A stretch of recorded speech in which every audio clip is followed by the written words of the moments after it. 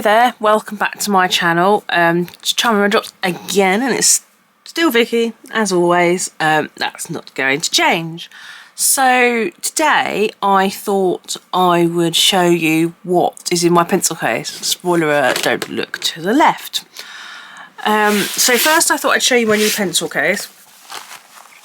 It is wicked, of course it had to be wicked because I've just seen the film and it's absolutely amazing. Didn't like the book so much, but it's nice and spacious, and to be honest it's going to have enough space to put all my random bits and bobs in because I have a lot of random bits and bobs. So anyway, let's see what we're going to pop in here. So this is going to go in no particular order whatsoever. So the first thing is I always have a folding ruler. I bought this one in Ryman's because it's a Harry Potter ruler. But I always have a folding ruler in there. And I also always have a pair of scissors because you never know when you might need to cut out a sticker. Okay, so I have 11 billion pencils, so I always make sure that I have two in my pencil case. We're going to get onto the pens in a minute. Okay, so my pens of choice.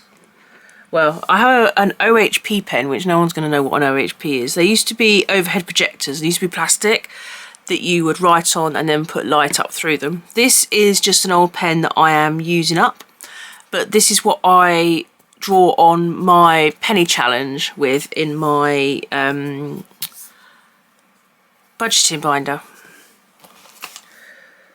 Okay, on to pens. So I have several of brush pens which I use all the time,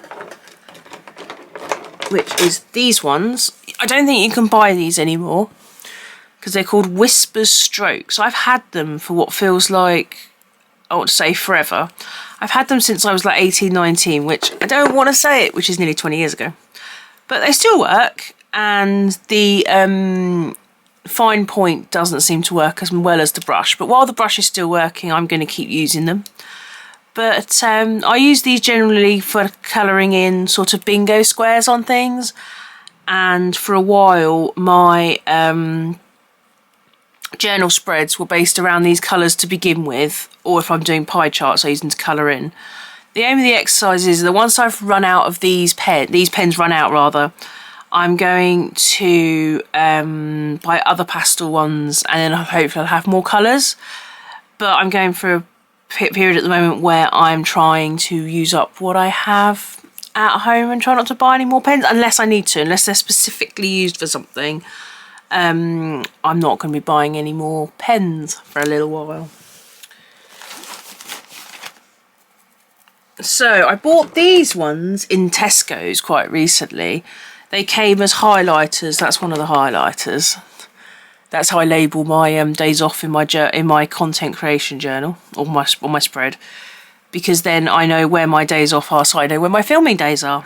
But it came with a whole bunch of 5 highlighters, 5 ballpoint pens, which are these, and I use these in my reading journal for when I'm doing my library, how much have I saved by using a library part of my spread, because where I bought them it's one colour, and if I've bought them for the library it's another colour, and then I can easily see how much I've saved. Another pen that it's a Stablo Boss highlighter, it's a purple one, and yeah, you can tell I like labelling my pens. So this one is a little bit like the green one, where on my content creation spread, which you'll see in my video somewhere before the end of the month, where I set up my new journal and there's a content creation page. This is the pen that I use just to highlight that the date that I've scheduled up to. So if I've scheduled and uploaded my video, I use that to just highlight the date so that I know where I've got to.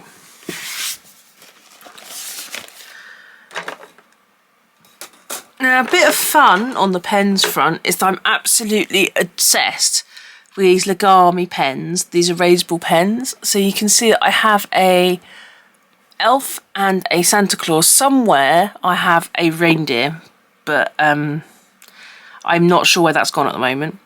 But the upside to these is, apart from the fact they look pretty, I tend to use them as when I'm on my iPad, because they're quite handy for that. But you'll find that these are the Christmas ones, and then I will swap them out for another one come January, just so that I've always got something bright and colourful in my pencil case. Black pens. This is the bane of everybody's life. So this is my fine liner of choice. I found that this is the one that works the best for me. It's a Uniball pen fine line in a 0.5. I find that this actually is the one that's actually worked. So I found that it's waterproof. So if I leave it to, I do have to leave it to dry, but then I can colour over it with the Whisper pens and highlighters, which just makes it so much easier, because otherwise it's just, I can never highlight anything. And you know how much I like to highlight, not just my content creation pages, like I've said, but I do a lot of highlighting in my reading journal. So I have my book, my reading plan, and then I highlight as I go. So yeah, that's what that pen's for. And then I found that I was ruining the nib by doing all my writing in this pen as well. So then I picked up a Sharpie S gel to see how it worked. And I can't, oh, this is a 0.7, I was going to say I can't remember, but I thought, I'm sure it says it on the pen somewhere. This is just a clicky pen done by Sharpie, and I just find that as gel pens go, it doesn't stop writing. It's very, very easy to hold on to. I can write for hours with it, which is what you need when you're doing a lot of journaling. So now we get onto the specialist pens. So these, I say specialist, these are the pens that I would replace if they ran out. So I have dot pens. I've got a lot more than this. I just need to go and find them out, because I want to, these were the 2024 colours, and I'm debating whether I want to have any different colours for my 2025. So these ones, they are a marker on one end, and they are a dot on the other end. So what I do is on my, well, what I've been doing is I've been using them to do bullet points mainly. But in 2025, the idea is to use them on my content creation spread calendar to point out which ones are going to be reading journal, which ones are going to be bullet journal, and just really plan my content better. Because that's one thing I've learned during Vlogmas, is that it's been great, it's been really exciting, I've been really motivated, but it does show that a proper plan, or at least a starting plan, is a good place to start. I may not have stuck to the plan all the way through, but I found that the plan has made it easier to not feel overwhelmed by the amount of videos that I've been making this month. So yeah, that's what these are for. And I have 10 of these in various different colours, so I'll get some new colours out for 2025. And then last but not least, there's these, I don't say they're highlighters, they are to a point, and these are Sharpie S Note. So they are chiselled, so they are highlighter, and I have numbered these. Not that one, I haven't got around to that one yet, but I've numbered them. So yeah, so what I use these for is I have in my budgeting journal, which we do see occasionally, I use these to colour code my what bills are under what categories. So I have quite a lot of categories at the moment, but I am looking to drop it slightly. But because these are specific colours related to my journal, I would replace these if I needed to. So yeah, these are really quite handy. They're all very pastely. They look quite bright, but they come out and they're just lovely colours. So I'm just, yeah. To be honest, if I could get a bigger pack of them, I would, because I actually really love them. I just need to, they need to make brush pens now. Sharpie, you're listening, you need to make brush pens, because I love these. I love these. I need to find my original Sharpies, but they're just, and they don't bleed through the paper either, which I'm loving, because normal Sharpies I find do, which is a little bit sad. But yeah, so they can go in my journal. Generally, I always have a sharpener and a rubber. I mean, there's a rubber in here, and this rubber is amazing. I've got a cartridge for this rubber as well, which is, because it came with one, because I'm like, this is actually quite good. I actually quite like these. So So we'll pop those back in. And then when it comes to pie charts, let's get...